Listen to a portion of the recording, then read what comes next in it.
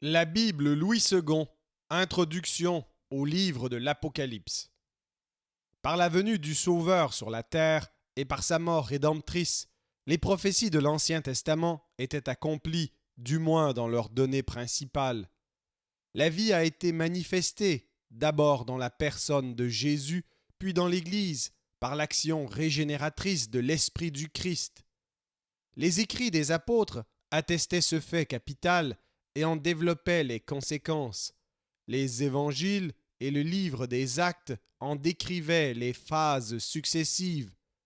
C'est sur ce fait que le croyant de la nouvelle alliance fonde son espérance. Il ne vit pas comme l'Israélite dans l'attente du salut à venir. Il contemple la croix du Rédempteur qui a tout accompli pour lui. S'il ne trouvait dans le Nouveau Testament que le récit de la vie du Christ et le commentaire que ses apôtres ont laissé de son œuvre, aucune lumière ne lui manquerait pour achever sa course dans la ferme assurance de son salut éternel. Et cependant, cette assurance ne lui suffit pas. Il est membre d'une famille, de l'Église dispersée au milieu d'un monde qui la hait et la persécute comme il a haï et persécuté son chef. Des questions troublantes se posent à lui au sujet du but où Dieu l'a conduit. Il ne saurait s'interdire de penser à son avenir et de s'écrier quand il la voit engagée dans des luttes cruelles et exposée à de terribles dangers. Jusque à quand, Seigneur? Sans doute les discours de Jésus et les épîtres des apôtres n'avaient pas laissé ces questions sans réponse, mais il était réservé à l'Apocalypse de Jean d'offrir aux chrétiens de l'âge apostolique une vision complète et détaillée des derniers temps. Dès les premiers mots, la révélation s'annonce comme donnée pour montrer aux serviteurs de Jésus-Christ les choses qui doivent arriver bientôt. Le sujet du livre, c'est le retour du Seigneur qui vient élever son règne à la perfection. En traitant ce sujet, l'Apocalypse apportait à l'Église une consolation efficace et un puissant soutien dans les grandes épreuves auxquelles elle avait déjà été soumise et qui lui étaient réservées encore. Elle lui annonçait en effet, sous des formes diverses, les jugements que Dieu allait exercer sur ce monde hostile qui la persécutait et menaçait de l'écraser.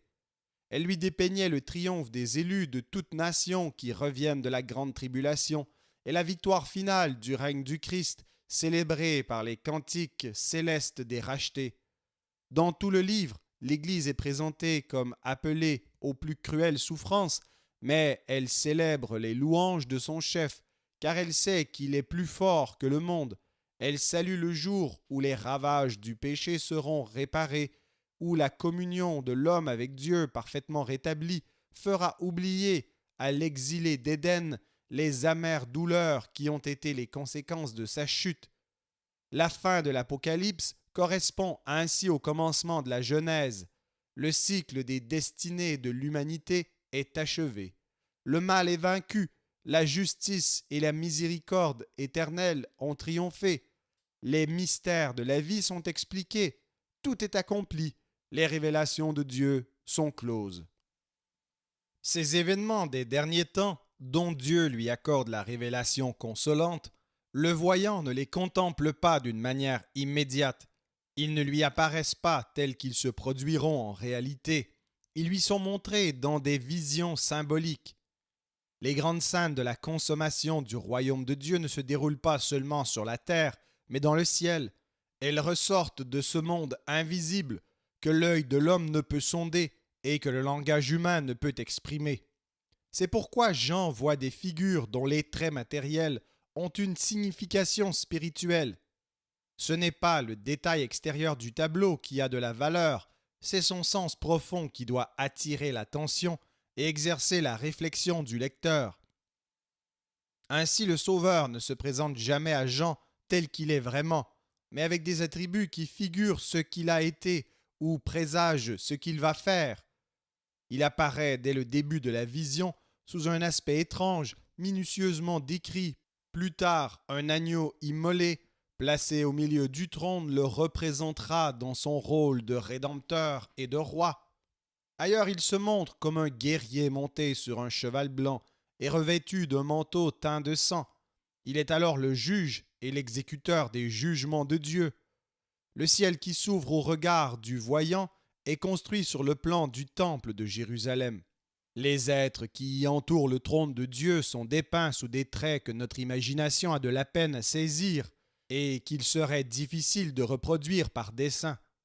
Il en est de même des êtres symboliques qui représentent l'Église et les puissances du monde qui luttent avec elle sur la terre. La bête à 7 têtes et à 10 cornes figure l'Empire romain et la prostituée assise sur la bête, sa capitale, Rome.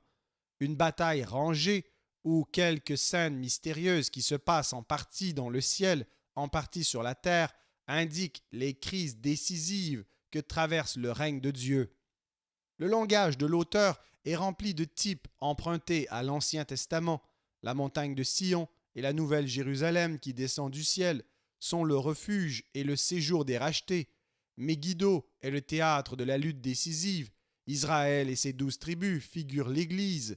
Babylone sur l'Euphrate, c'est Rome. Les catastrophes qui atteignent les hommes ressemblent aux plaies d'Égypte.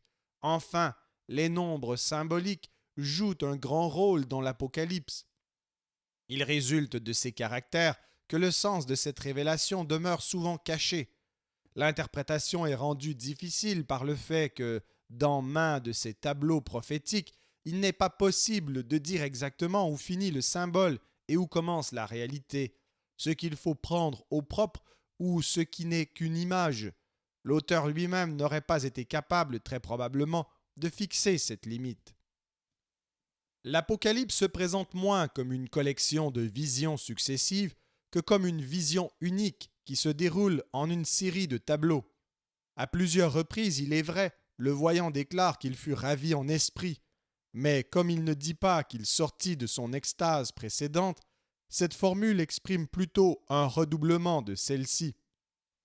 Quelques lignes d'introduction nous instruisent de l'origine, de la destination et du sujet du livre. Il est une révélation que Jésus-Christ a reçue de Dieu et transmise à Jean pour faire voir à ses serviteurs les événements qui vont s'accomplir. Il est adressé à 7 églises d'Asie mineure et annonce la venue du Sauveur dans la gloire. Jean raconte qu'il se trouvait dans l'île de Patmos quand cette vision lui fut accordée. Jésus lui apparut sous un aspect si terrifiant qu'il tomba à ses pieds comme mort. Mais Jésus le rassure, se présente à lui comme le vivant et lui commande d'écrire à cette église d'Asie 7 lettres qui renferment des censures, des éloges et des exhortations. Après cela commence la révélation de l'avenir. Le ciel s'ouvre, le trône de Dieu apparaît entouré de 24 anciens et des 4 êtres vivants qui chantent les louanges du Tout-Puissant. Apocalypse 4. Dans la droite de Dieu, Jean voit un livre scellé de 7 sceaux. Nul n'est jugé digne de l'ouvrir, excepté un agneau qui apparaît au milieu du trône comme immolé. Il prend le livre. Aussitôt des chants éclatent dans les cieux à la louange du Sauveur. Apocalypse 5. L'agneau ouvre successivement les 6 premiers sceaux. À l'ouverture des 4 premiers apparaissent 4 cavaliers, dont le premier figure la marche conquérante de l'Évangile à travers le monde.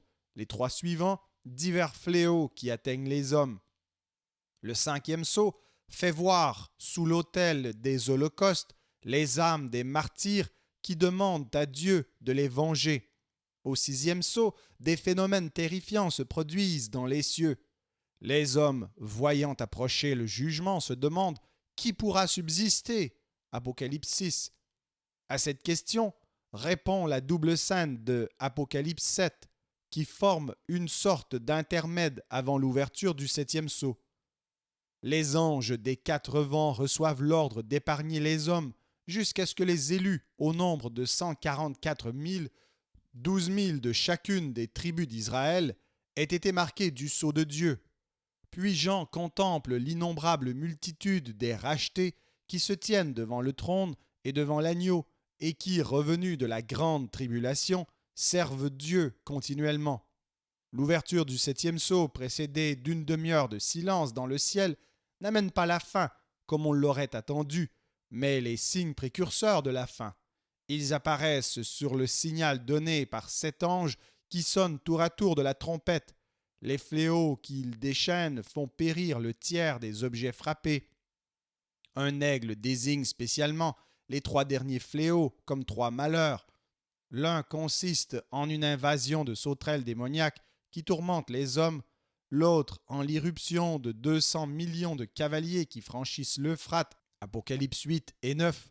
Avant que se produise le 3e malheur signalé par la 7e trompette, un ange vient annoncer que celle-ci amènera la consommation du mystère de Dieu. L'ange donne à manger au voyant un petit livre qu'il apporte sur sa main. Il lui déclare qu'il aura encore à prophétiser sur beaucoup de peuples. Apocalypse 10.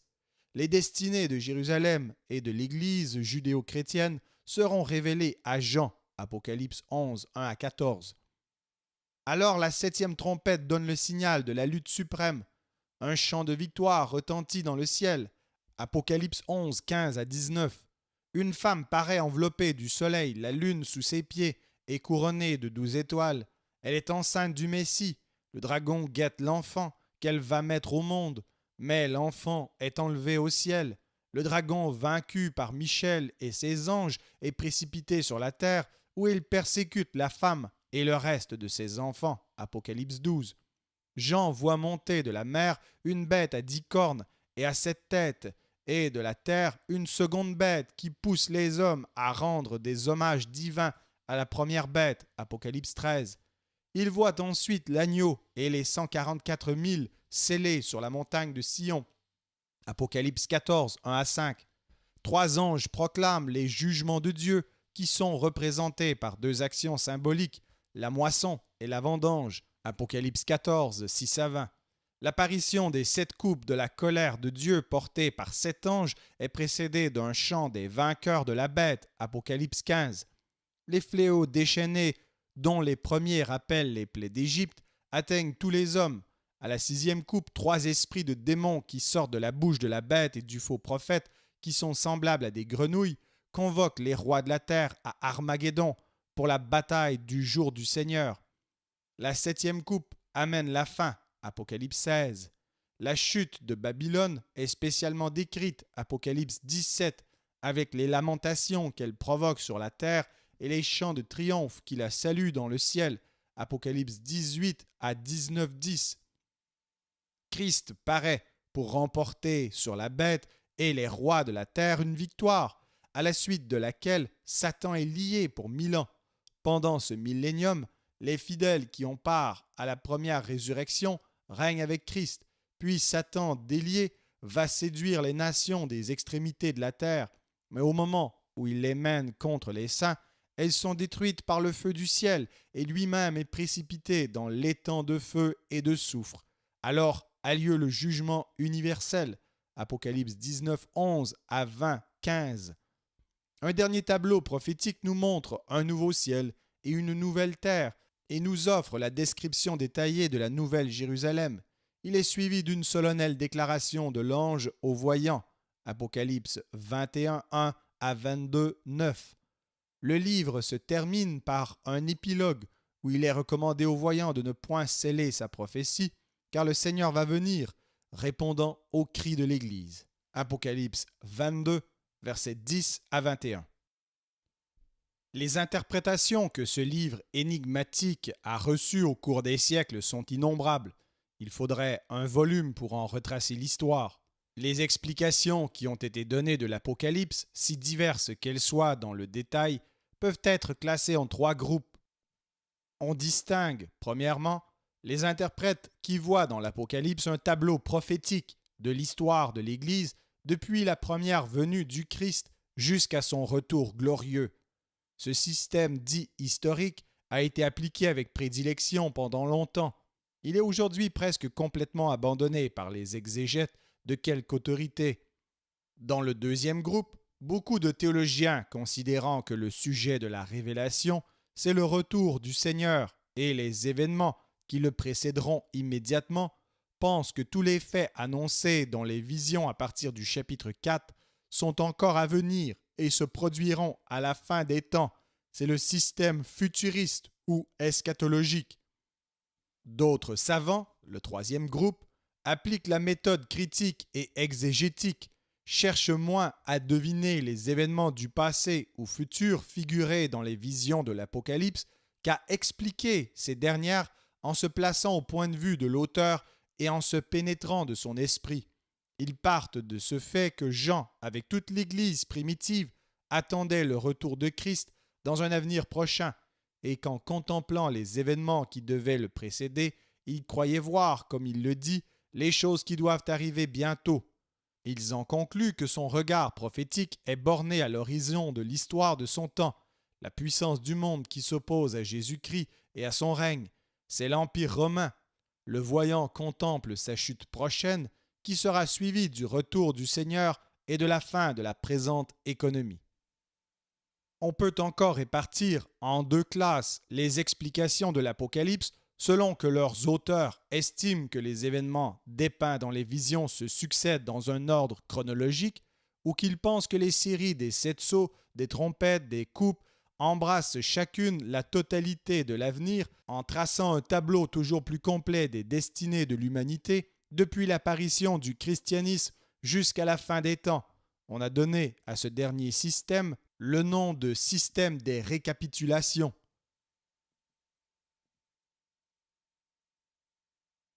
Apocalypse, chapitre 1.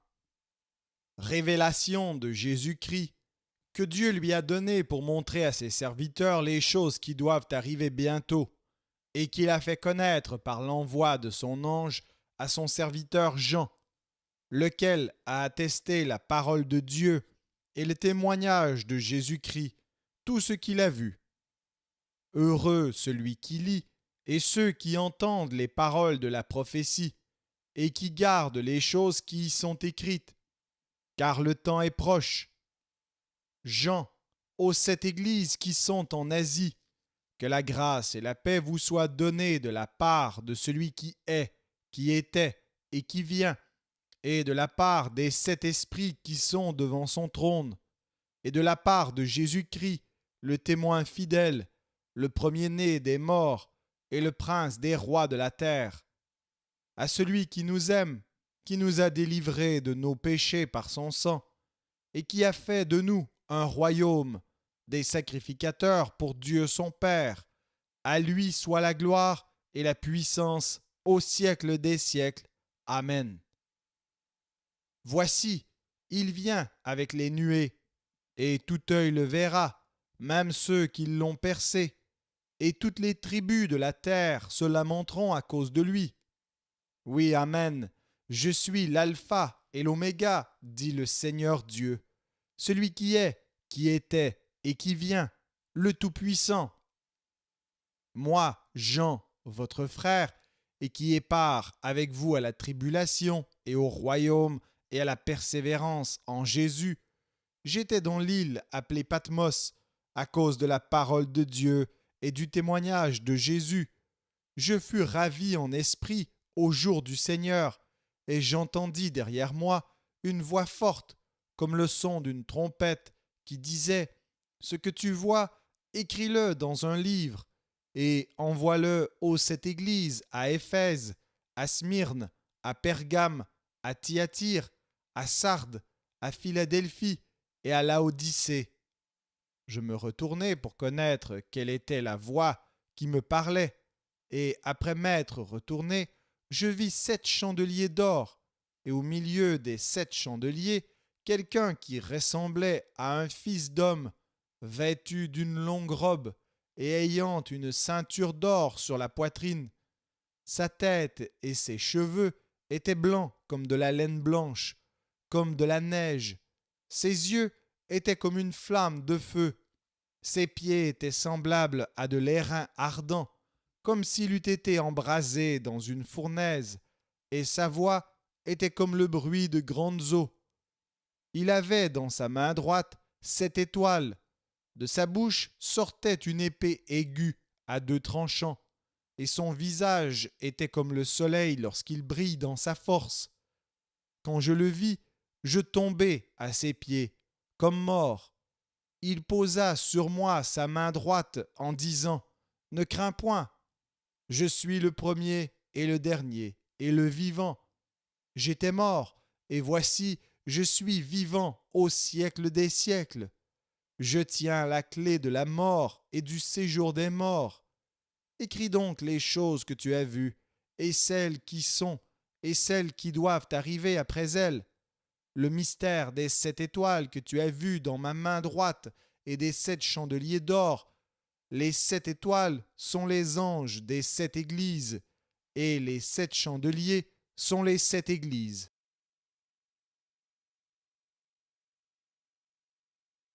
Apocalypse, chapitre 2. Écrit à l'ange de l'église d'Éphèse. Voici ce que dit celui qui tient les 7 étoiles dans sa main droite, celui qui marche au milieu des 7 chandeliers d'or. Je connais tes œuvres, ton travail et ta persévérance. Je sais que tu ne peux supporter les méchants, que tu as éprouvé ceux qui se disent apôtres et qui ne le sont pas, et que tu les as trouvés menteurs, que tu as de la persévérance, que tu as souffert à cause de mon nom, et que tu ne t'es point lassé. Mais ce que j'ai contre toi, c'est que tu as abandonné ton premier amour. Souviens-toi donc d'où tu es tombé, repens-toi, et pratique tes premières œuvres. Sinon, je viendrai à toi et j'ôterai ton chandelier de sa place, à moins que tu ne te repentes. Tu as pourtant ceci, c'est que tu hais les œuvres des Nicolaïtes, œuvres que je hais aussi. Que celui qui a des oreilles entende ce que l'Esprit dit aux églises. À celui qui vaincra, je donnerai à manger de l'arbre de vie qui est dans le paradis de Dieu. Écris à l'ange de l'église de Smyrne. Voici ce que dit le premier et le dernier, celui qui était mort et qui est revenu à la vie. Je connais ta tribulation et ta pauvreté, bien que tu sois riche, et les calomnies de la part de ceux qui se disent juifs et ne le sont pas, mais qui sont une synagogue de Satan. Ne crains pas ce que tu vas souffrir. Voici, le diable jettera quelques-uns de vous en prison, afin que vous soyez éprouvés, et vous aurez une tribulation de 10 jours. Sois fidèle jusqu'à la mort, et je te donnerai la couronne de vie. Que celui qui a des oreilles entende ce que l'Esprit dit aux églises. Celui qui vaincra n'aura pas à souffrir la seconde mort. Écris à l'ange de l'église de Pergame. Voici ce que dit celui qui a l'épée aiguë à 2 tranchants. Je sais où tu demeures. Je sais que là est le trône de Satan. Tu retiens mon nom, et tu n'as pas renié ma foi. Même au jour d'Antipas, mon témoin fidèle, qui a été mis à mort chez vous, là où Satan a sa demeure. Mais j'ai quelque chose contre toi, c'est que tu as là des gens attachés à la doctrine de Balaam, qui enseignaient à Balak à mettre une pierre d'achoppement devant les fils d'Israël pour qu'ils mangeassent des viandes sacrifiées aux idoles, et qu'ils se livrassent à l'impudicité. De même, toi aussi tu as des gens attachés pareillement à la doctrine des Nicolaïtes. Repens-toi donc, sinon je viendrai à toi bientôt, et je le combattrai avec l'épée de ma bouche. Que celui qui a des oreilles entende ce que l'Esprit dit aux églises. À celui qui vaincra, je donnerai de la manne cachée. Je lui donnerai un caillou blanc, et sur ce caillou est écrit un nom nouveau que personne ne connaît, si ce n'est celui qui le reçoit. Écris à l'ange de l'église de Thyatire. Voici ce que dit le Fils de Dieu, celui qui a les yeux comme une flamme de feu et dont les pieds sont semblables à de l'airain ardent. Je connais tes œuvres, ton amour, ta foi, ton fidèle service, ta constance et tes dernières œuvres plus nombreuses que les premières. Mais ce que j'ai contre toi, c'est que tu laisses la femme Jézabel, qui se dit prophétesse, enseigner et séduire mes serviteurs pour qu'ils se livrent à l'impudicité et qu'ils mangent des viandes sacrifiées aux idoles. Je lui ai donné du temps afin qu'elle se repentît, et elle ne veut pas se repentir de son impudicité. Voici, je vais la jeter sur un lit et envoyer une grande tribulation à ceux qui commettent adultère avec elle. à moins qu'ils ne se repentent de leurs œuvres. Je ferai mourir de mort ces enfants, et toutes les églises connaîtront que je suis celui qui sonde les reins et les cœurs, et je vous rendrai à chacun selon vos œuvres, à vous, à toutes les autres de Thyatire qui ne reçoivent pas cette doctrine et qui n'ont pas connu les profondeurs de Satan, comme il les appelle.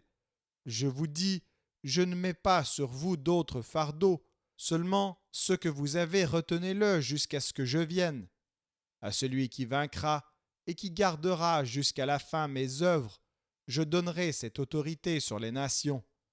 Il les pètera avec une verge de fer, comme on brise les vases d'argile, ainsi que moi-même j'en ai reçu le pouvoir de mon Père, et je lui donnerai l'étoile du matin. Que celui qui a des oreilles entende ce que l'Esprit dit aux églises.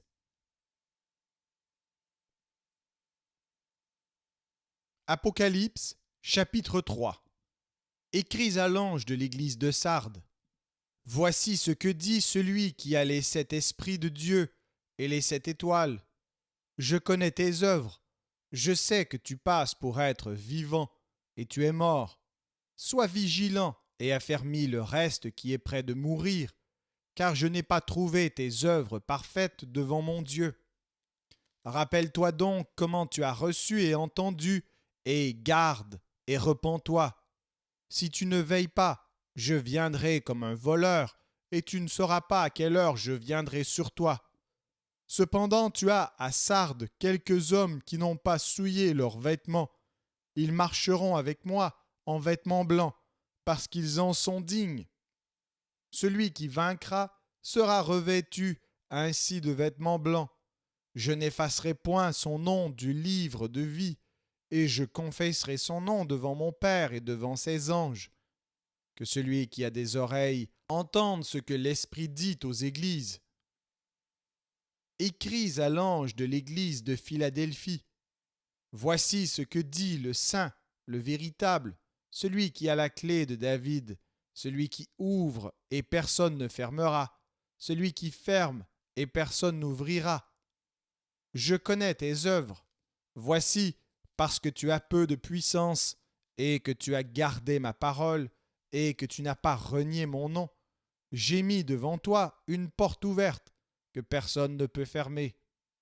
Voici, je te donne de ceux de la synagogue de Satan, qui se disent juifs, et ne le sont pas, mais qui mentent. Voici, je les ferai venir se prosterner à tes pieds, et connaître que je t'ai aimé. Parce que tu as gardé la parole de la persévérance en moi, je te garderai aussi à l'heure de la tentation qui va venir sur le monde entier, pour éprouver les habitants de la terre. Je viens bientôt, retiens ce que tu as, afin que personne ne prenne ta couronne. Celui qui vaincra, je ferai de lui une colonne dans le temple de mon Dieu, et il n'en sortira plus. J'écrirai sur lui le nom de mon Dieu, et le nom de la ville de mon Dieu, de la nouvelle Jérusalem qui descend du ciel, d'auprès de mon Dieu, et mon nom nouveau. Que celui qui a des oreilles entende ce que l'Esprit dit aux églises. Écris à l'ange de l'église de Laodicée. Voici ce que dit l'Amen, le témoin fidèle et véritable, le commencement de la création de Dieu. Je connais tes œuvres. Je sais que tu n'es ni froid ni bouillant. Puisses-tu être froid ou bouillant? Ainsi, parce que tu es tiède et que tu n'es ni froid ni bouillant, je te vomirai de ma bouche. Parce que tu dis, je suis riche, je me suis enrichi, et je n'ai besoin de rien, et parce que tu ne sais pas que tu es malheureux, misérable, pauvre, aveugle et nu, je te conseille d'acheter de moi de l'or éprouvé par le feu, afin que tu deviennes riche, et des vêtements blancs, afin que tu sois vêtu, et que la honte de ta nudité ne paraisse pas, et un collier pour oindre tes yeux, afin que tu vois. Moi je reprends, et je châtie tous ceux que j'aime. Aie donc du zèle, et repens-toi. Voici, je me tiens à la porte, et je frappe. Si quelqu'un entend ma voix, et ouvre la porte, j'entrerai chez lui, je souperai avec lui, et lui avec moi. Celui qui vaincra, je le ferai asseoir avec moi sur mon trône, comme j'ai vaincu et me suis assis avec mon Père sur son trône. Que celui qui a des oreilles entende ce que l'Esprit dit aux églises.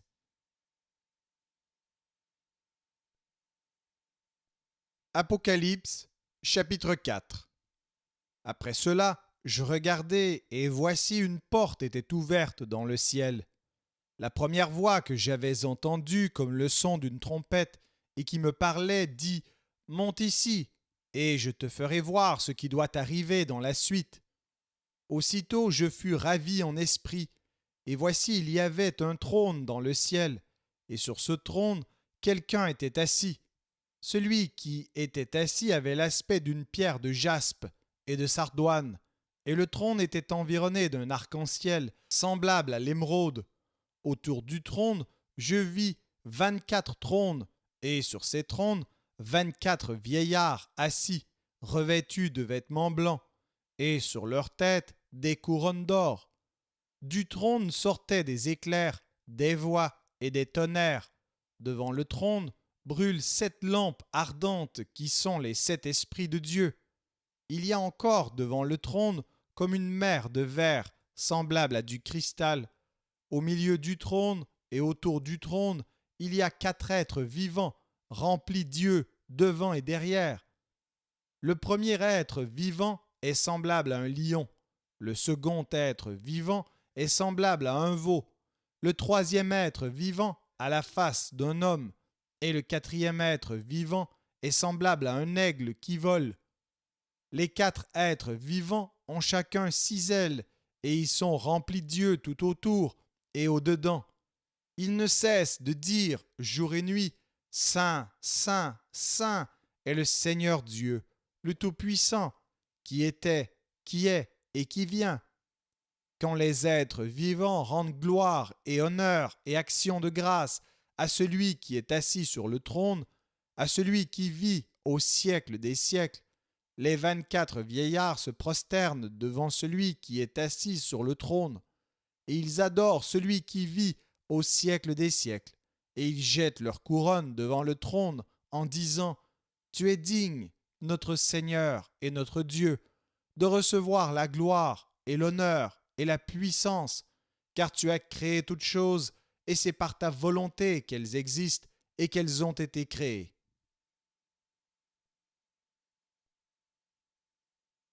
Apocalypse, chapitre 5.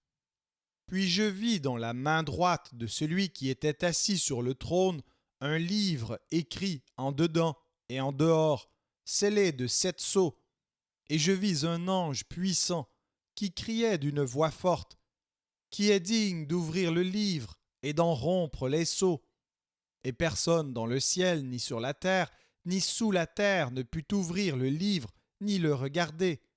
Et je pleurai beaucoup de ce que personne ne fut trouvé digne d'ouvrir le livre, ni de le regarder. Et l'un des vieillards me dit, « Ne pleure point. Voici le lion de la tribu de Juda, le rejeton de David, a vaincu pour ouvrir le livre et ses 7 sceaux. » Et je vis, au milieu du trône et des 4 êtres vivants, et au milieu des vieillards, un agneau, qui était là comme immolé. Il avait 7 cornes et 7 yeux, qui sont les 7 esprits de Dieu, envoyés par toute la terre. Il vint, et il prit le livre de la main droite de celui qui était assis sur le trône. Quand il eut pris le livre, les 4 êtres vivants et les 24 vieillards se prosternèrent devant l'agneau, tenant chacun une harpe et des coupes d'or remplies de parfums, qui sont les prières des saints.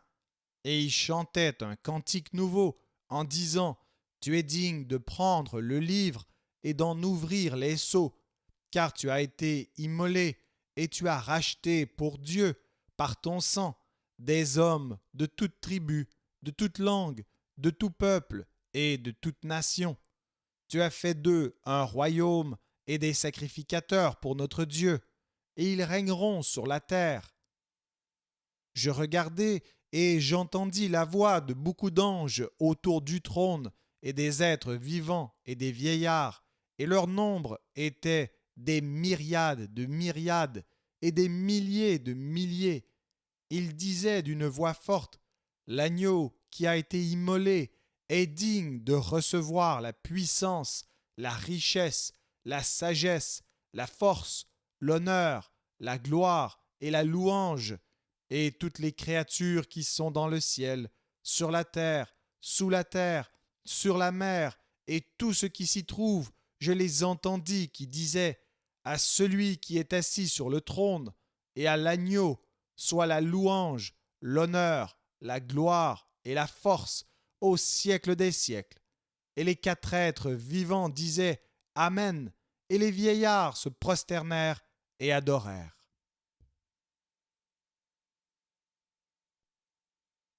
Apocalypse, chapitre 6. Je regardai quand l'agneau ouvrit un des sept sceaux, et j'entendis l'un des quatre êtres vivants qui disait comme d'une voix de tonnerre Viens. Je regardai, et voici parut un cheval blanc. Celui qui le montait avait un arc, une couronne lui fut donnée, et il partit en vainqueur et pour vaincre. Quand il ouvrit le second sceau, j'entendis le second être vivant qui disait Viens. Et il sortit un autre cheval roux. Celui qui le montait reçut le pouvoir d'enlever la paix de la terre, afin que les hommes s'égorgeassent les uns les autres, et une grande épée lui fut donnée. Quand il ouvrit le troisième sceau, j'entendis le troisième être vivant qui disait Viens. Je regardai, et voici parut un cheval noir. Celui qui le montait tenait une balance dans sa main.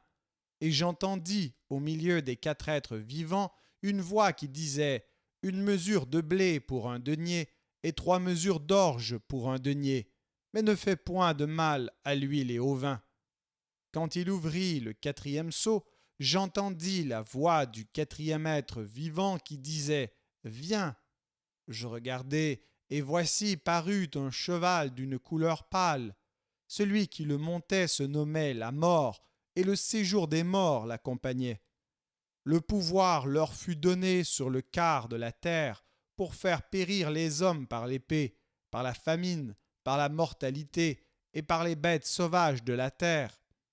Quand il ouvrit le cinquième sceau, je vis sous l'autel les âmes de ceux qui avaient été immolés à cause de la parole de Dieu et à cause du témoignage qu'ils avaient rendu. Ils crièrent d'une voix forte en disant « Jusques à quand, Maître saint et véritable, tardes-tu à juger et à tirer vengeance de notre sang sur les habitants de la terre ?»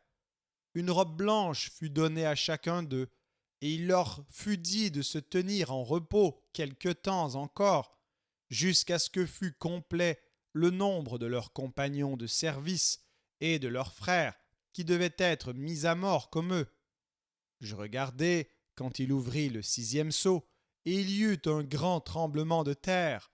Le soleil devint noir comme un sac de crin, la lune entière devint comme du sang, et les étoiles du ciel tombèrent sur la terre, comme lorsqu'un figuier secoué par un vent violent jette ses figues vertes. Le ciel se retira comme un livre qu'on roule, et toutes les montagnes et les îles furent remuées de leur place. Les rois de la terre, les grands, les chefs militaires, les riches, les puissants, tous les esclaves et les hommes libres se cachèrent dans les cavernes et dans les rochers des montagnes. Et ils disaient aux montagnes et aux rochers, « Tombez sur nous et cachez-nous devant la face de celui qui est assis sur le trône et devant la colère de l'agneau, car le grand jour de sa colère est venu, et qui peut subsister ?»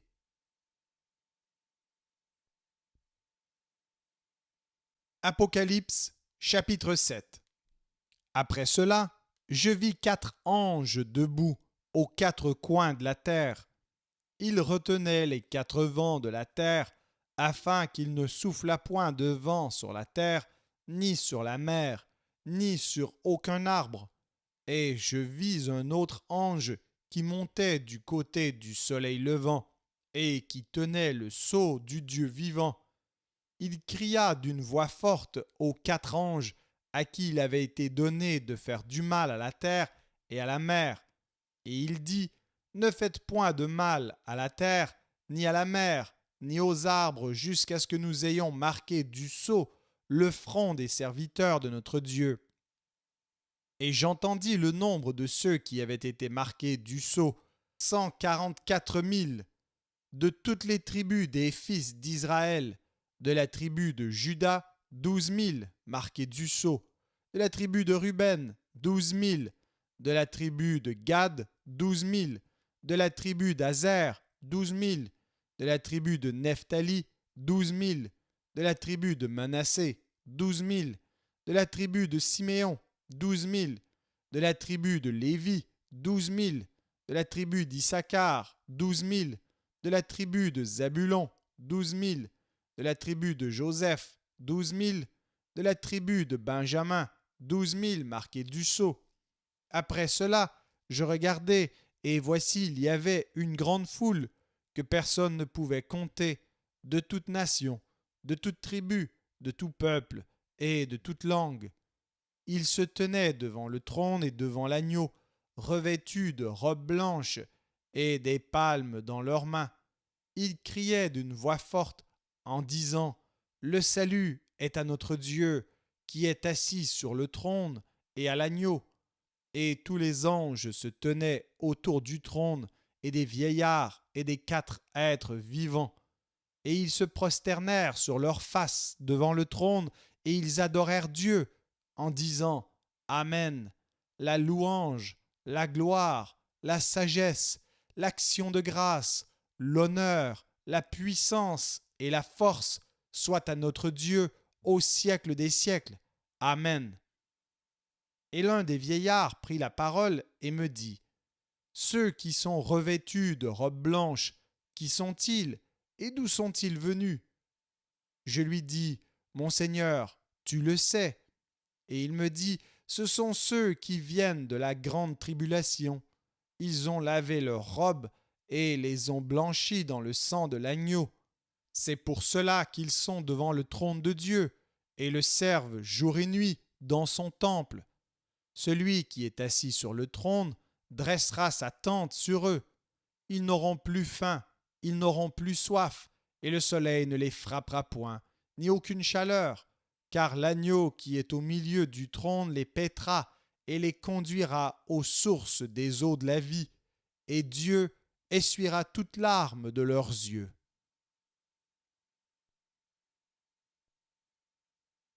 Apocalypse, chapitre 8. Quand il ouvrit le 7e sceau, il y eut dans le ciel un silence d'environ une demi-heure. Et je vis les 7 anges qui se tiennent devant Dieu, et 7 trompettes leur furent données. Et un autre ange vint, et il se tint sur l'autel, ayant un encensoir d'or. On lui donna beaucoup de parfums, afin qu'il les offrît avec les prières de tous les saints sur l'autel d'or qui est devant le trône. La fumée des parfums monta avec les prières des saints de la main de l'ange devant Dieu. Et l'ange prit l'encensoir, le remplit du feu de l'autel et le jeta sur la terre. Il y eut des voix, des tonnerres, des éclairs et un tremblement de terre. Et les 7 anges qui avaient les 7 trompettes se préparèrent à en sonner. Le premier sonna de la trompette, il y eut de la grêle et du feu, mêlés de sang, qui furent jetés sur la terre, et le tiers de la terre fut brûlé, et le tiers des arbres fut brûlé, et toute herbe verte fut brûlée. Le second ange sonna de la trompette, et quelque chose comme une grande montagne embrasée par le feu fut jetée dans la mer, et le tiers de la mer devint du sang, et le tiers des créatures qui étaient dans la mer et qui avaient vie mourut, et le tiers des navires périt. Le troisième ange sonna de la trompette, et il tomba du ciel une grande étoile ardente comme un flambeau, et elle tomba sur le tiers des fleuves et sur les sources des eaux. Le nom de cette étoile est Absinthe, et le tiers des eaux fut changé en absinthe, et beaucoup d'hommes moururent par les eaux, parce qu'elle était devenue amère. Le quatrième ange sonna de la trompette, et le tiers du soleil fut frappé, et le tiers de la lune, et le tiers des étoiles, afin que le tiers en fût obscurci, et que le jour perdît un tiers de sa clarté, et la nuit de même. Je regardai, et j'entendis un aigle qui volait au milieu du ciel, disant d'une voix forte: Malheur, malheur, malheur aux habitants de la terre, à cause des autres sons de la trompette, des trois anges qui vont sonner.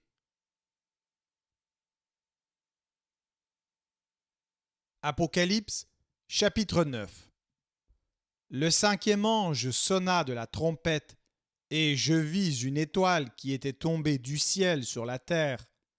La clé du puits de l'abîme lui fut donnée, et elle ouvrit le puits de l'abîme, et il monta du puits une fumée, comme la fumée d'une grande fournaise, et le soleil et l'air furent obscurcis par la fumée du puits.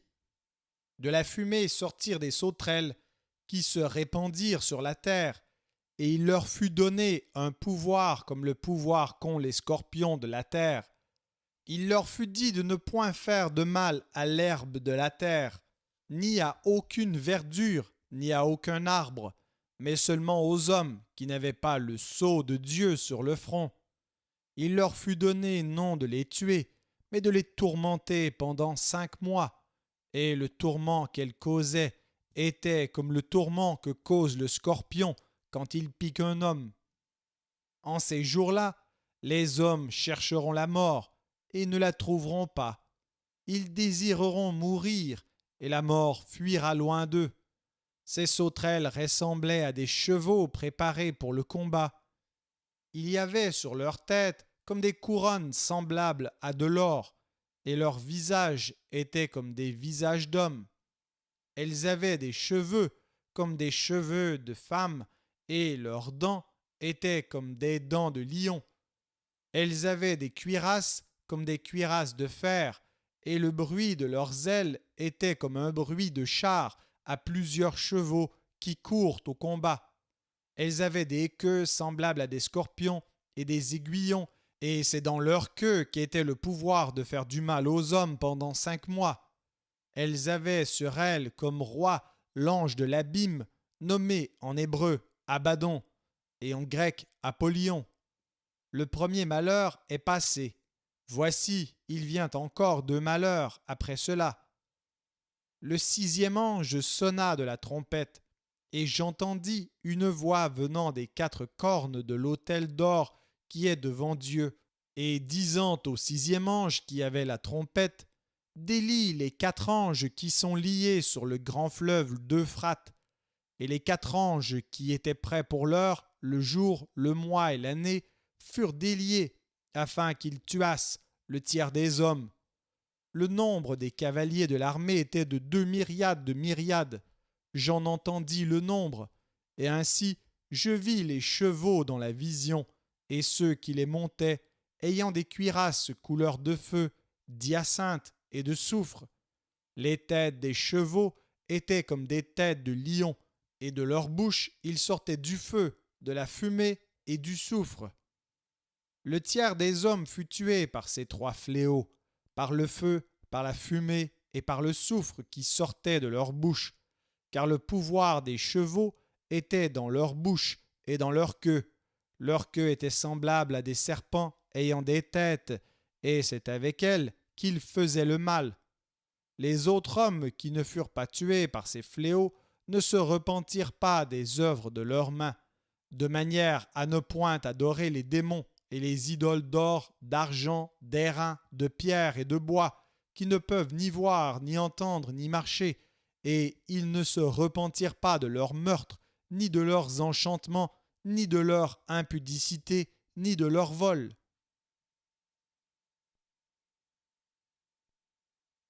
Apocalypse, chapitre 10. Je vis un autre ange puissant qui descendait du ciel, enveloppé d'une nuée. Au-dessus de sa tête était l'arc-en-ciel, et son visage était comme le soleil, et ses pieds comme des colonnes de feu.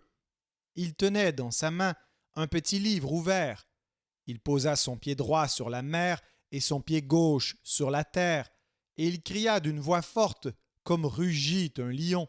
Quand il cria, les 7 tonnerres firent entendre leur voix.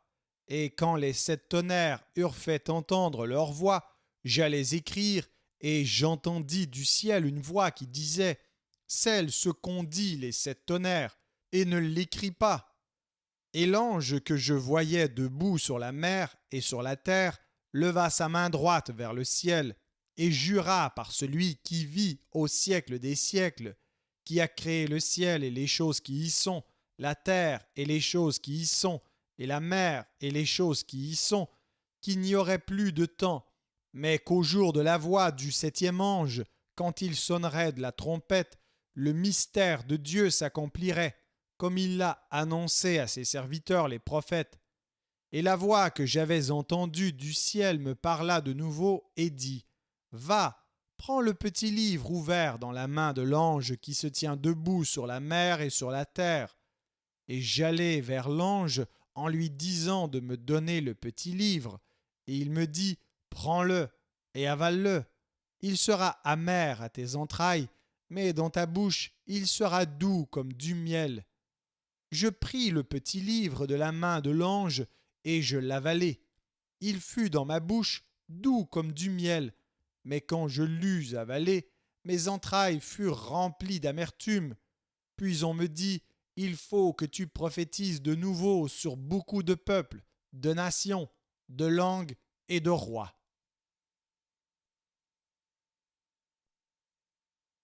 Apocalypse, chapitre 11.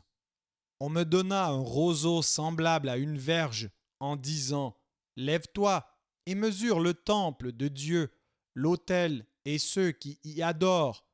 Mais le parvis extérieur du temple, laisse-le en dehors et ne le mesure pas, car il a été donné aux nations, et elles fouleront aux pieds la ville sainte pendant 42 mois.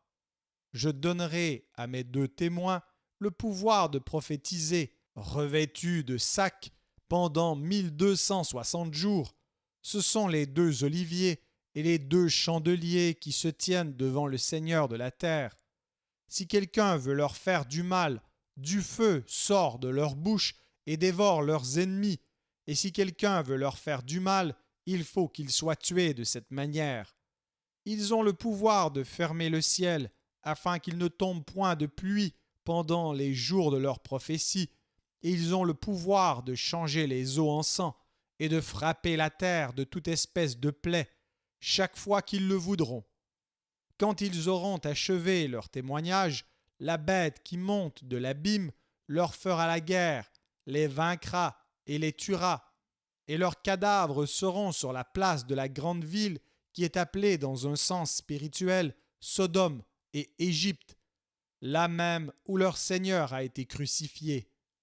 Des hommes d'entre les peuples, les tribus, les langues et les nations verront leurs cadavres pendant 3 jours et demi, et ils ne permettront pas que leurs cadavres soient mis dans un sépulcre. Et à cause d'eux, les habitants de la terre se réjouiront et seront dans l'allégresse, et ils s'enverront des présents les uns aux autres, parce que ces 2 prophètes ont tourmenté les habitants de la terre.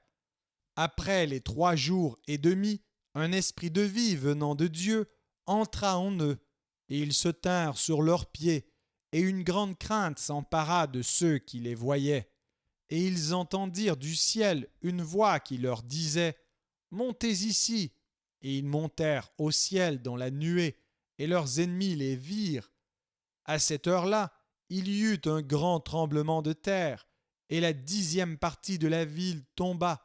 7000 hommes furent tués dans ce tremblement de terre, et les autres furent effrayés et donnèrent gloire au Dieu du ciel.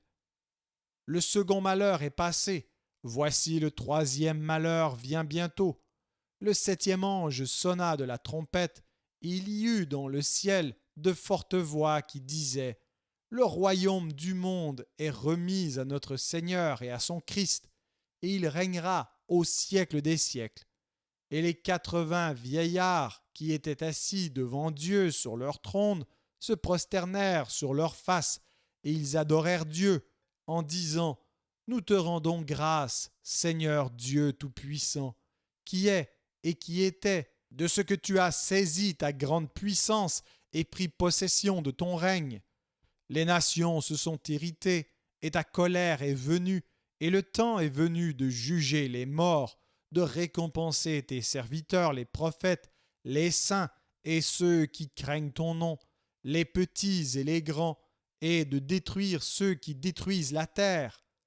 Et le temple de Dieu dans le ciel fut ouvert, et l'arche de son alliance apparut dans son temple. Il y eut des éclairs, des voix, des tonnerres, un tremblement de terre et une forte grêle.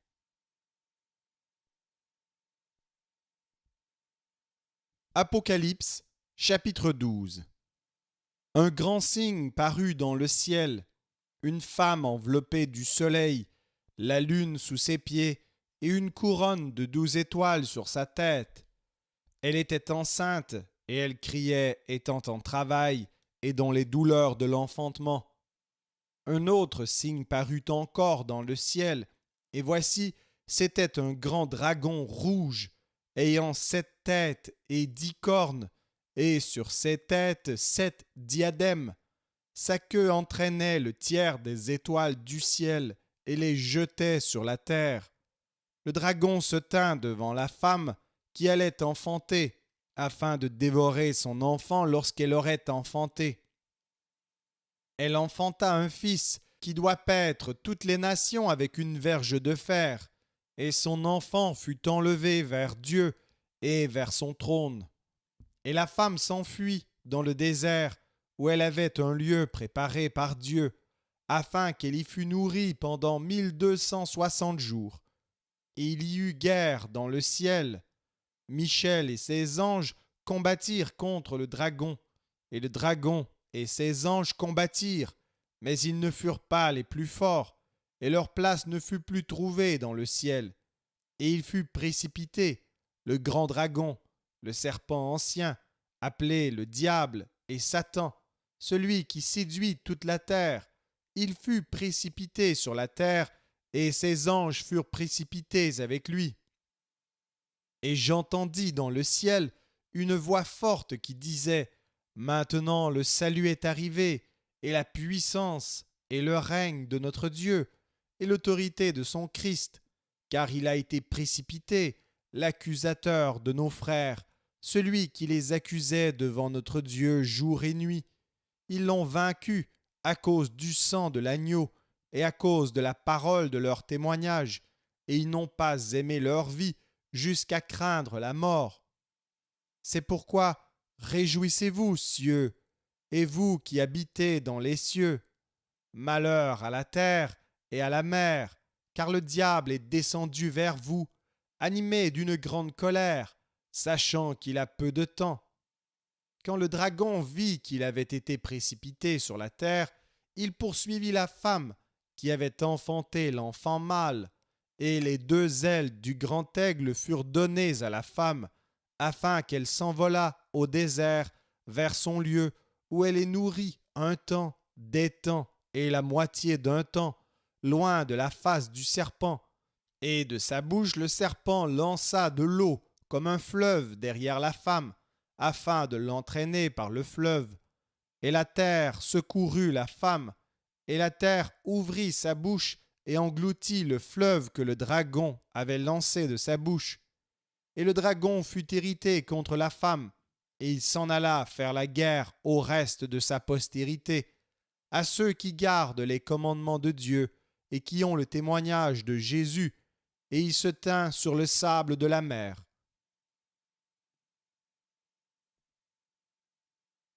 Apocalypse, chapitre 13. Puis je vis monter de la mer une bête qui avait 10 cornes et 7 têtes, et sur ses cornes 10 diadèmes, et sur ses têtes des noms de blasphème. La bête que je vis était semblable à un léopard. Ses pieds étaient comme ceux d'un ours, et sa gueule comme une gueule de lion. Le dragon lui donna sa puissance, et son trône, et une grande autorité. Et je vis l'une de ses têtes comme blessée à mort, mais sa blessure mortelle fut guérie, et toute la terre était dans l'admiration derrière la bête, et ils adorèrent le dragon, parce qu'il avait donné l'autorité à la bête. Ils adorèrent la bête en disant « Qui est semblable à la bête, et qui peut combattre contre elle ?» Et il lui fut donné une bouche qui proférait des paroles arrogantes et des blasphèmes, et il lui fut donné le pouvoir d'agir pendant 42 mois. Et elle ouvrit sa bouche pour proférer des blasphèmes contre Dieu, pour blasphémer son nom et son tabernacle et ceux qui habitent dans le ciel. Et il lui fut donné de faire la guerre aux saints et de les vaincre, et il lui fut donné autorité sur toute tribu, sur tout peuple, toute langue et toute nation. Et tous les habitants de la terre l'adoreront, ceux dont le nom n'a pas été écrit dès la fondation du monde dans le livre de vie de l'agneau qui a été immolé. Si quelqu'un a des oreilles, qu'il entende. Si quelqu'un mène en captivité, il ira en captivité. Si quelqu'un tue par l'épée, il faut qu'il soit tué par l'épée. C'est ici la persévérance et la foi des saints.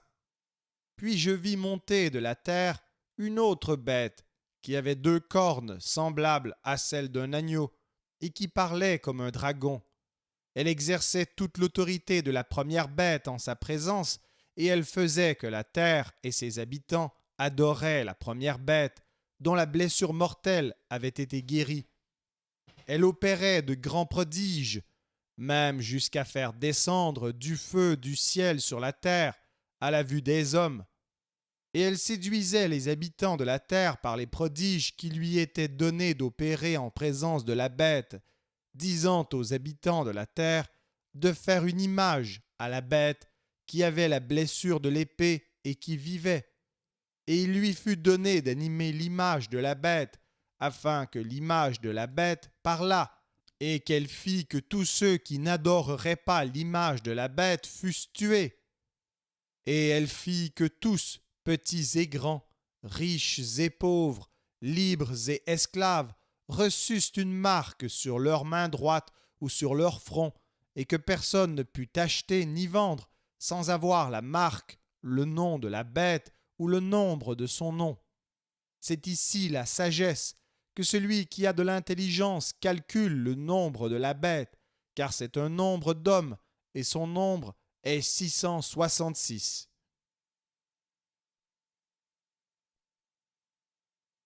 Apocalypse, chapitre 14. Je regardai, et voici, l'agneau se tenait sur la montagne de Sion, et avec lui 144 000 personnes qui avaient son nom et le nom de son Père écrit sur leur front. Et j'entendis du ciel une voix comme un bruit de grosses eaux, comme le bruit d'un grand tonnerre, et la voix que j'entendis était comme celle de joueurs de harpe jouant de leur harpe. Et ils chantent un cantique nouveau devant le trône et devant les 4 êtres vivants et les vieillards. Et personne ne pouvait apprendre le cantique, si ce n'est les 144 000 qui avaient été rachetés de la terre. Ce sont ceux qui ne se sont pas souillés avec des femmes, car ils sont vierges. Ils suivent l'agneau partout où il va. Ils ont été rachetés d'entre les hommes comme des prémices pour Dieu et pour l'agneau. Et dans leur bouche, il ne s'est point trouvé de mensonge, car ils sont irrépréhensibles. Je vis un autre ange qui volait par le milieu du ciel, ayant un évangile éternel pour l'annoncer aux habitants de la terre, à toute nation, à toute tribu, à toute langue et à tout peuple. Il disait d'une voix forte, « Craignez Dieu et donnez-lui gloire, car l'heure de son jugement est venue, et adorez celui qui a fait le ciel et la terre et la mer et les sources d'eau. » Et un second ange suivit en disant, « Elle est tombée, Babylone la grande, qui a abreuvé toutes les nations du vin de la fureur de son impudicité. » Et un troisième ange les suivit, en disant d'une voix forte, « Si quelqu'un adore la bête et son image, et reçoit une marque sur son front ou sur sa main, il boira lui aussi du vin de la fureur de Dieu, versé sans mélange dans la coupe de sa colère, et il sera tourmenté dans le feu et le soufre devant les saints anges et devant l'agneau, et la fumée de leur tourment monte au siècle des siècles. Et ils n'ont de repos ni jour ni nuit, ceux qui adorent la bête et son image, et quiconque reçoit la marque de son nom. C'est ici la persévérance des saints qui gardent les commandements de Dieu et la foi de Jésus. Et j'entendis du ciel une voix qui disait : Écris, heureux dès à présent les morts qui meurent dans le Seigneur. Oui, dit l'Esprit, afin qu'ils se reposent de leurs travaux, car leurs œuvres les suivent. Je regardai, et voici, il y avait une nuée blanche, et sur la nuée était assis quelqu'un qui ressemblait à un fils d'homme, ayant sur sa tête une couronne d'or, et dans sa main une faucille tranchante. Et un autre ange sortit du temple, criant d'une voix forte à celui qui était assis sur la nuée : Lance ta faucille et moissonne, car l'heure de moissonner est venue, car la moisson de la terre est mûre. Et celui qui était assis sur la nuée jeta sa faucille sur la terre, et la terre fut moissonnée. Et un autre ange sortit du temple qui est dans le ciel, ayant lui aussi une faucille tranchante, et un autre ange qui avait autorité sur le feu sortit de l'autel, et s'adressa d'une voix forte à celui qui avait la faucille tranchante, disant : Lance ta faucille tranchante et vendange les grappes de la vigne de la terre, car les raisins de la terre sont mûrs. Et l'ange jeta sa faucille sur la terre, et il vendangea la vigne de la terre, et jeta la vendange dans la grande cuve de la colère de Dieu. Et la cuve fut foulée hors de la ville, et du sang sortit de la cuve jusqu'aux morts des chevaux, sur une étendue de 1600 stades.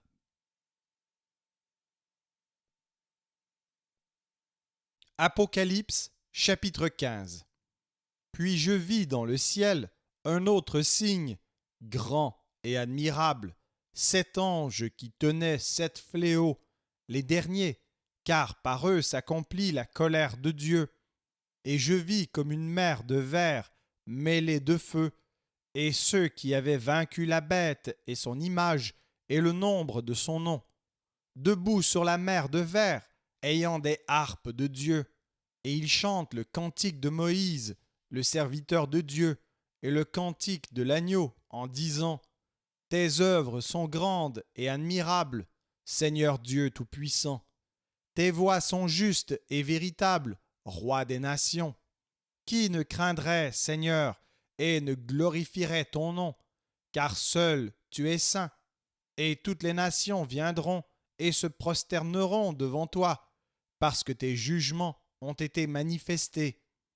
Après cela, je regardai, et le temple du tabernacle du témoignage fut ouvert dans le ciel, et les 7 anges qui tenaient les 7 fléaux sortirent du temple, revêtus d'un lin pur, éclatant, et ayant des ceintures d'or autour de la poitrine, et l'un des 4 êtres vivants donna aux 7 anges 7 coupes d'or, pleines de la colère du Dieu qui vit au siècle des siècles.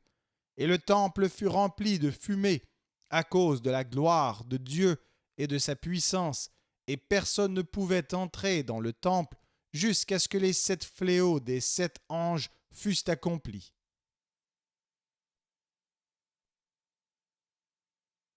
Apocalypse, chapitre 16. Et j'entendis une voix forte qui venait du temple et qui disait aux 7 anges : Allez et versez sur la terre les 7 coupes de la colère de Dieu. Le premier alla, et il versa sa coupe sur la terre, et un ulcère malin et douloureux frappa les hommes qui avaient la marque de la bête et qui adoraient son image. Le second versa sa coupe dans la mer, et elle devint du sang, comme celui d'un mort, et tout être vivant mourut, tout ce qui était dans la mer. Le troisième versa sa coupe dans les fleuves et dans les sources d'eau, et ils devinrent du sang. Et j'entendis l'ange des eaux qui disait : Tu es juste, toi qui es et qui étais, tu es saint, parce que tu as exercé ce jugement, car ils ont versé le sang des saints et des prophètes, et tu leur as donné du sang à boire, et ils en sont dignes. Et j'entendis l'autel qui disait, oui, Seigneur Dieu Tout-Puissant, tes jugements sont véritables et justes. Le quatrième versa sa coupe sur le soleil, et il lui fut donné de brûler les hommes par le feu. Et les hommes furent brûlés par une grande chaleur, et ils blasphémèrent le nom du Dieu qui a l'autorité sur ces fléaux, et ils ne se repentirent pas pour lui donner gloire. Le cinquième versa sa coupe sur le trône de la bête, et son royaume fut couvert de ténèbres, et les hommes se mordaient la langue de douleur, et ils blasphémèrent le Dieu du ciel, à cause de leur douleur et de leurs ulcères, et ils ne se repentirent pas de leurs œuvres. Le sixième versa sa coupe sur le grand fleuve, l'Euphrate, et son eau tarit, afin que le chemin des rois venant de l'Orient fût préparé. Et je vis sortir de la bouche du dragon, et de la bouche de la bête, et de la bouche du faux prophète, 3 esprits impurs, semblables à des grenouilles, car ce sont des esprits de démons qui font des prodiges et qui vont vers les rois de toute la terre, afin de les rassembler pour le combat du grand jour du Dieu Tout-Puissant. Voici, je viens comme un voleur. Heureux celui qui veille et qui garde ses vêtements, afin qu'il ne marche pas nu et qu'on ne voie pas sa honte. Ils les rassemblèrent dans le lieu appelé en hébreu Armageddon. Le septième versa sa coupe dans l'air, et il sortit du temple, du trône, une voix forte qui disait « C'en est fait !» Il y eut des éclairs, des voix, des tonnerres et un grand tremblement de terre, tel qu'il n'y avait jamais eu depuis que l'homme est sur la terre un aussi grand tremblement. Et la grande ville fut divisée en 3 parties, et les villes des nations tombèrent, et Dieu se souvint de Babylone la grande pour lui donner la coupe du vin de son ardente colère. Et toutes les îles s'enfuirent, et les montagnes ne furent pas retrouvées, et une grosse grêle dont les grêlons pesaient 1 talent tomba du ciel sur les hommes, et les hommes blasphémèrent Dieu à cause du fléau de la grêle, parce que ce fléau était très grand.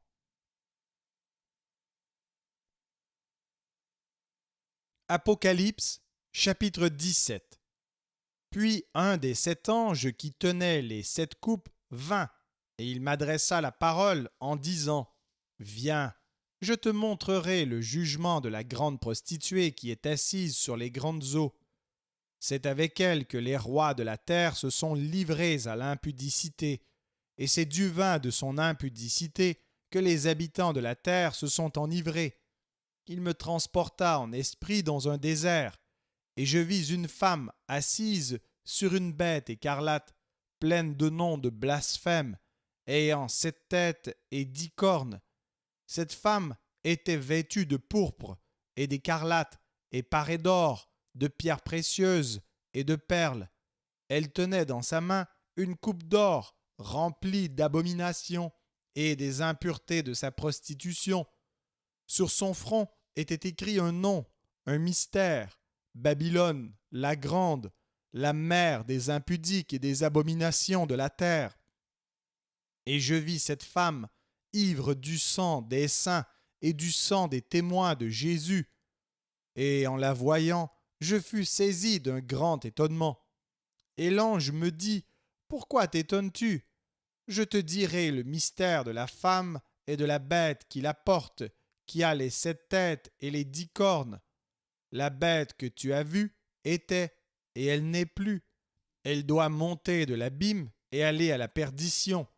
Et les habitants de la terre, ceux dont le nom n'a pas été écrit dès la fondation du monde dans le livre de vie, s'étonneront en voyant la bête parce qu'elle était et qu'elle n'est plus et qu'elle reparaîtra. C'est ici l'intelligence qui a de la sagesse. Les 7 têtes sont 7 montagnes sur lesquelles la femme est assise. Ce sont aussi 7 rois. 5 sont tombés, un existe. l'autre n'est pas encore, et quand il sera venu, il doit rester peu de temps. Et la bête qui était et qui n'est plus est elle-même un huitième roi, et elle est du nombre des 7, et elle va à la perdition. Les 10 cornes que tu as vues sont 10 rois, qui n'ont pas encore reçu de royaume, mais qui reçoivent autorité comme rois pendant 1 heure avec la bête. Ils ont un même dessein, et ils donnent leur puissance et leur autorité à la bête. Ils combattront contre l'agneau, et l'agneau les vaincra, parce qu'il est le Seigneur des seigneurs et le Roi des rois. Et les appelés, les élus et les fidèles qui sont avec lui les vaincront aussi. Et il me dit, les eaux que tu as vues, sur lesquelles la prostituée est assise, ce sont des peuples, des foules, des nations et des langues.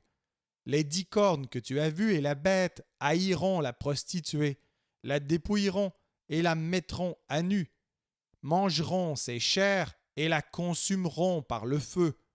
Car Dieu a mis dans leur cœur d'exécuter son dessein et d'exécuter un même dessein et de donner leur royauté à la bête jusqu'à ce que les paroles de Dieu soient accomplies. Et la femme que tu as vue, c'est la grande ville qui a la royauté sur les rois de la terre.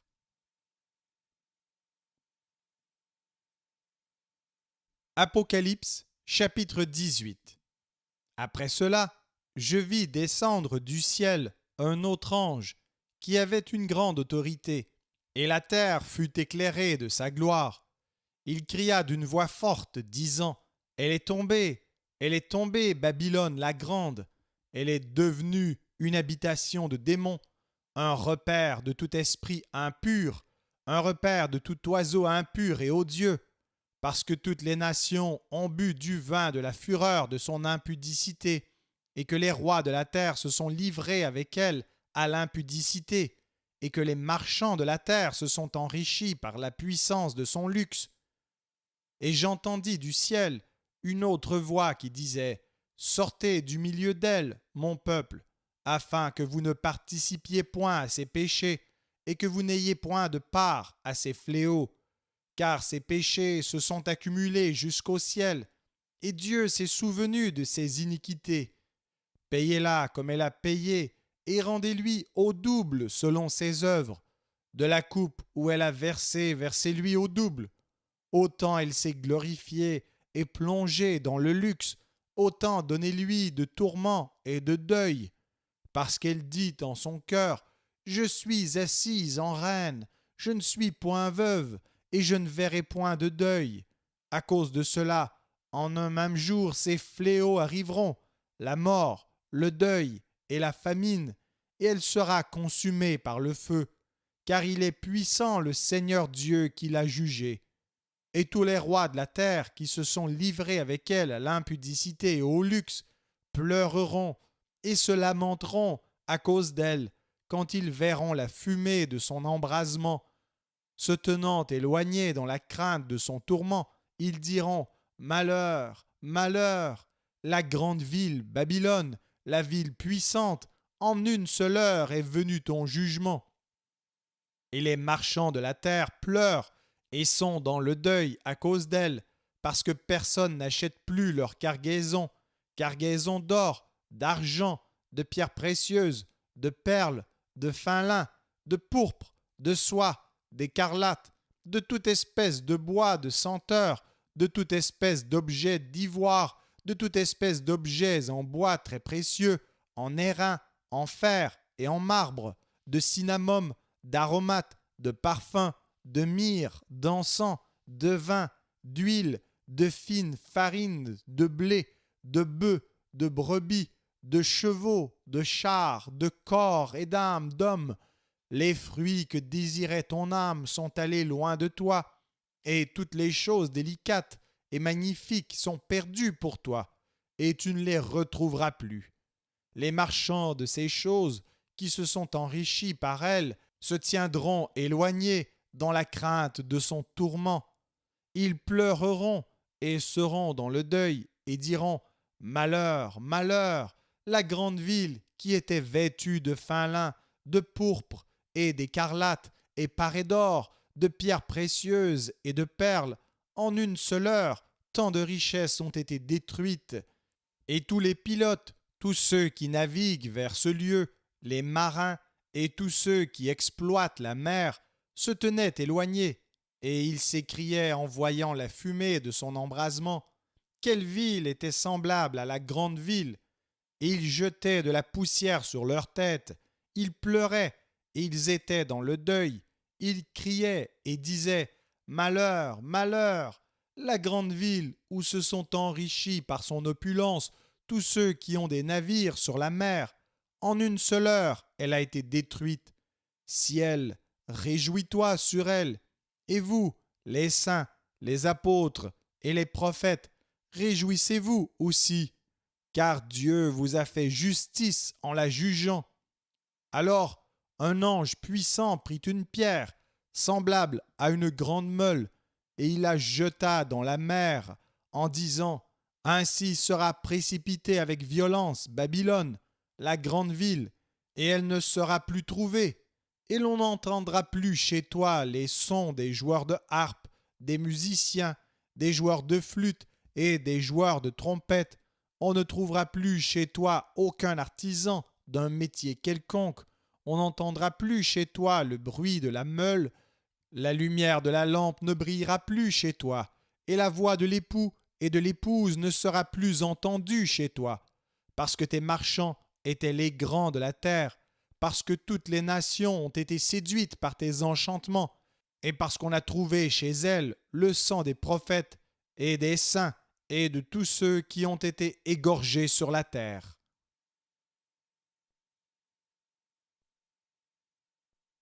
Apocalypse, chapitre 19. Après cela, j'entendis dans le ciel comme une voix forte d'une foule nombreuse qui disait: Alléluia!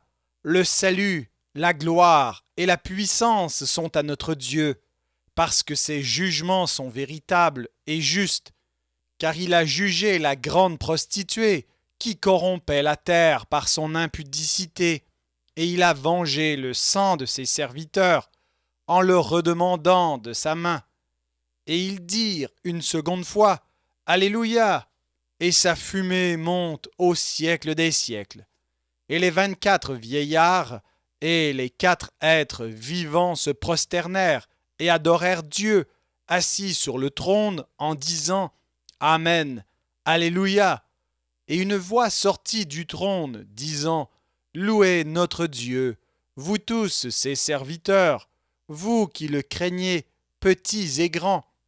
Et j'entendis comme une voix d'une foule nombreuse, comme un bruit de grosses eaux, et comme un bruit de fort tonnerre, disant: Alléluia, car le Seigneur notre Dieu Tout-Puissant est entré dans son règne. Réjouissons-nous et soyons dans l'allégresse, et donnons-lui gloire, car les noces de l'agneau sont venues, et son épouse s'est préparée. Et il lui a été donné de se revêtir d'un fin lin éclatant, pur, car le fin lin, ce sont les œuvres justes des saints. Et l'ange me dit: Écris: Heureux ceux qui sont appelés au festin des noces de l'agneau. Et il me dit: Ces paroles sont les véritables paroles de Dieu. Et je tombai à ses pieds pour l'adorer. Mais il me dit: Garde-toi de le faire. Je suis ton compagnon de service et celui de tes frères qui ont le témoignage de Jésus. Adore Dieu, car le témoignage de Jésus est l'esprit de la prophétie. Puis je vis le ciel ouvert, et voici parut un cheval blanc. Celui qui le montait s'appelait Fidèle et Véritable, et il juge et combat avec justice. Ses yeux étaient comme une flamme de feu, sur sa tête étaient plusieurs diadèmes. Il avait un nom écrit que personne ne connaît si ce n'est lui-même, et il était revêtu d'un vêtement teint de sang. Son nom est la parole de Dieu. Les armées qui sont dans le ciel le suivaient sur des chevaux blancs, revêtus d'un fin lin blanc pur.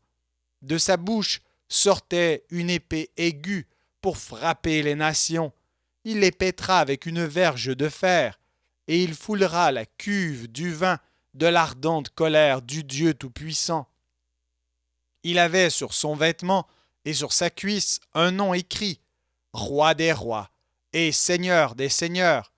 Et je vis un ange qui se tenait dans le soleil, et il cria d'une voix forte, disant à tous les oiseaux qui volaient par le milieu du ciel, Venez, rassemblez-vous pour le grand festin de Dieu, afin de manger la chair des rois, la chair des chefs militaires, la chair des puissants, la chair des chevaux et de ceux qui les montent, la chair de tous, libres et esclaves, petits et grands.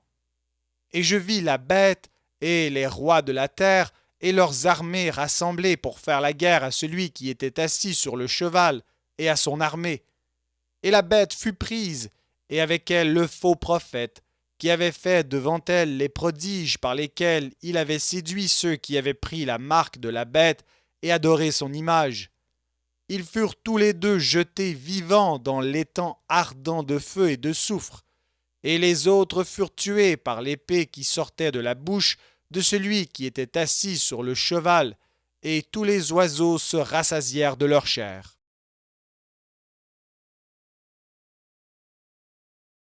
Apocalypse, chapitre 20. Puis je vis descendre du ciel un ange qui avait la clé de l'abîme et une grande chaîne dans sa main. Il saisit le dragon, le serpent ancien, qui est le diable et Satan, et il le lia pour 1000 ans.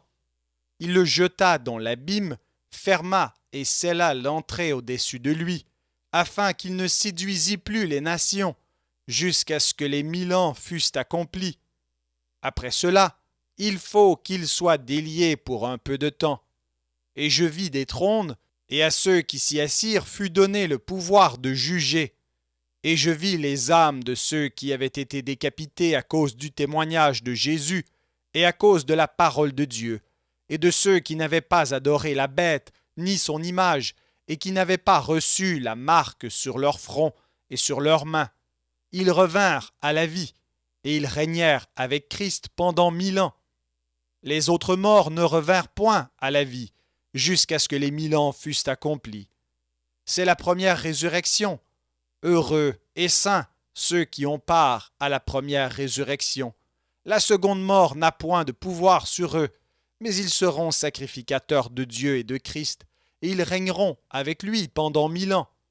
Quand les 1000 ans seront accomplis, Satan sera relâché de sa prison, et il sortira pour séduire les nations qui sont aux 4 coins de la terre, Gog et Magog, afin de les rassembler pour la guerre.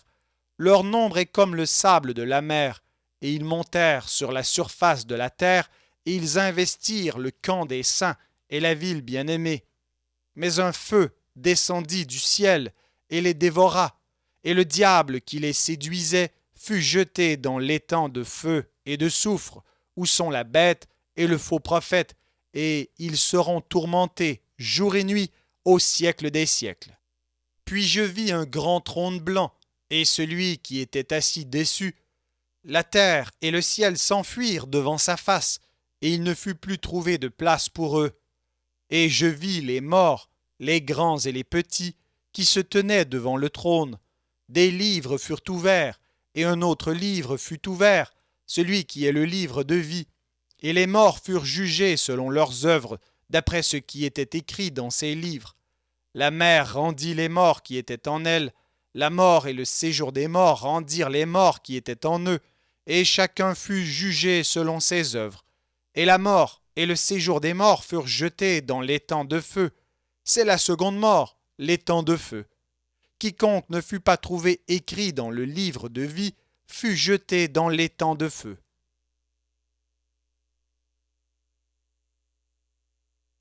Apocalypse, chapitre 21.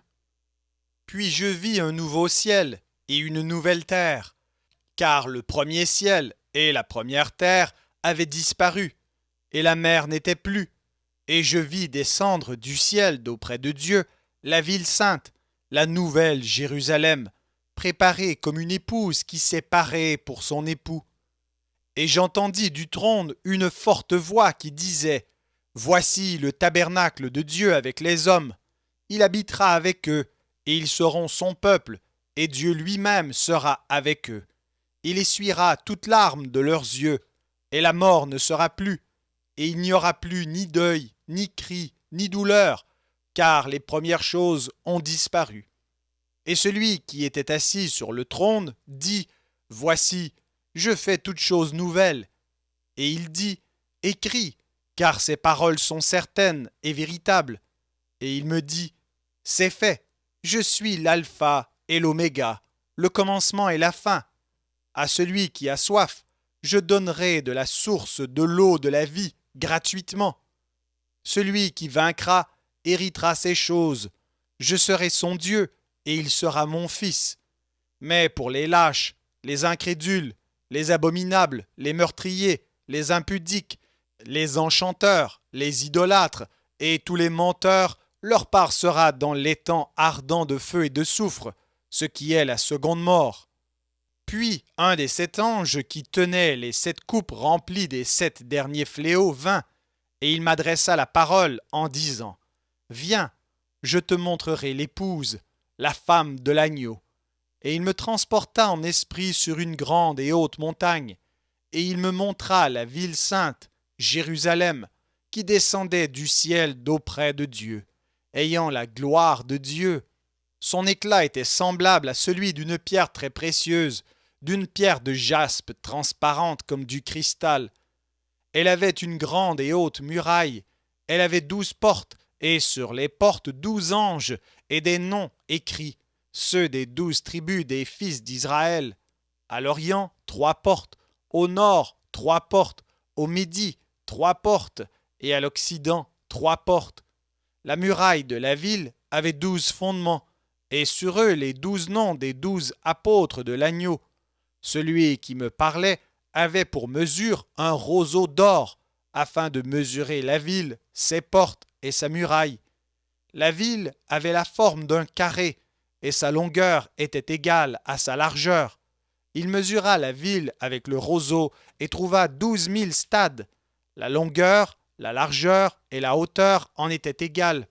Il mesura la muraille et trouva 144 coudées, mesure d'homme, qui était celle de l'ange.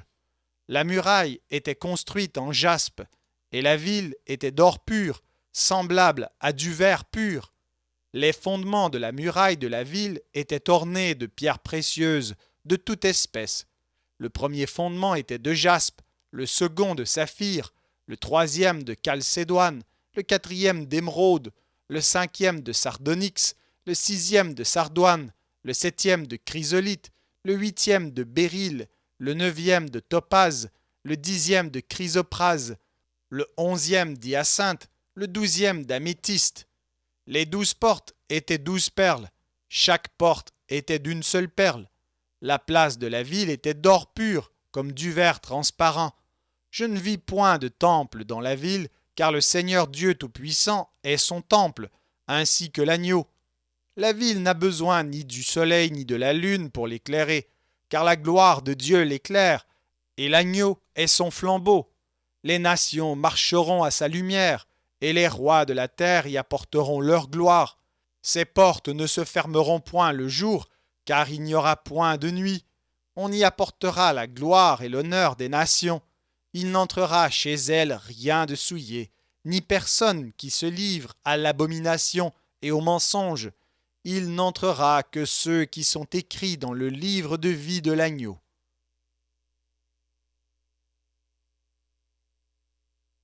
Apocalypse, chapitre 22.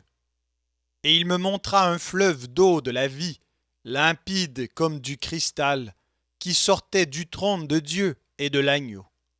Au milieu de la place de la ville et sur les 2 bords du fleuve, il y avait un arbre de vie, produisant 12 fois des fruits, rendant son fruit chaque mois, et dont les feuilles servaient à la guérison des nations. Il n'y aura plus d'anathème, le trône de Dieu et de l'agneau sera dans la ville. Ses serviteurs le serviront et verront sa face, et son nom sera sur leur front. Il n'y aura plus de nuit, et ils n'auront besoin ni de lampe ni de lumière, parce que le Seigneur les éclairera, et ils régneront au siècle des siècles. Et il me dit, ces paroles sont certaines et véritables. Et le Seigneur, le Dieu des esprits, des prophètes, a envoyé son ange pour montrer à ses serviteurs les choses qui doivent arriver bientôt. Et voici, je viens bientôt. Heureux celui qui garde les paroles de la prophétie de ce livre. C'est moi, Jean, qui ai entendu et vu ces choses. Et quand j'eus entendu et vu, je tombai aux pieds de l'ange qui me les montrait pour l'adorer. Mais il me dit, garde-toi de le faire. Je suis ton compagnon de service, et celui de tes frères les prophètes, et de ceux qui gardent les paroles de ce livre. Adore Dieu. Et il me dit, ne scelle point les paroles de la prophétie de ce livre, car le temps est proche. Que celui qui est injuste soit encore injuste, que celui qui est souillé se souille encore, et que le juste pratique encore la justice, et que celui qui est saint se sanctifie encore. Voici, je viens bientôt, et ma rétribution est avec moi pour rendre à chacun selon ce qu'est son œuvre. Je suis l'alpha et l'oméga, le premier et le dernier, le commencement et la fin. Heureux ceux qui lavent leurs robes, afin d'avoir droit à l'arbre de vie, et d'entrer par les portes dans la ville. Dehors les chiens, les enchanteurs, les impudiques, les meurtriers, les idolâtres, et quiconque aime et pratique le mensonge. Moi, Jésus, j'ai envoyé mon ange pour vous attester ces choses dans les églises. Je suis le rejeton de la postérité de David, l'étoile brillante du matin. Et l'esprit et l'épouse disent « Viens », et que celui qui entend dise « Viens », et que celui qui a soif vienne, que celui qui veut prenne de l'eau de la vie gratuitement. Je le déclare à quiconque entend les paroles de la prophétie de ce livre. Si quelqu'un y ajoute quelque chose, Dieu le frappera des fléaux décrits dans ce livre. Et si quelqu'un retranche quelque chose des paroles du livre de cette prophétie, Dieu retranchera sa part de l'arbre de la vie et de la ville sainte décrit dans ce livre. Celui qui atteste ces choses dit « Oui, je viens bientôt. Amen. Viens, Seigneur Jésus. Que la grâce du Seigneur Jésus soit avec tous. » Merci d'avoir écouté cet enregistrement de la Bible. N'hésitez pas à le partager. Vous pouvez également télécharger la version MP3 sur le site Un Héros dans le net. Vous avez le lien dans la description. En visitant notre chaîne, vous allez également trouver d'autres versions de la Bible en audio, ainsi que plusieurs ressources pour étudier la parole de Dieu. Toutes ces ressources sont mises à votre disposition gratuitement. N'hésitez pas de nous faire un don si le Seigneur vous le met à cœur en utilisant le lien qui est également dans la description. Merci encore et que Dieu vous bénisse.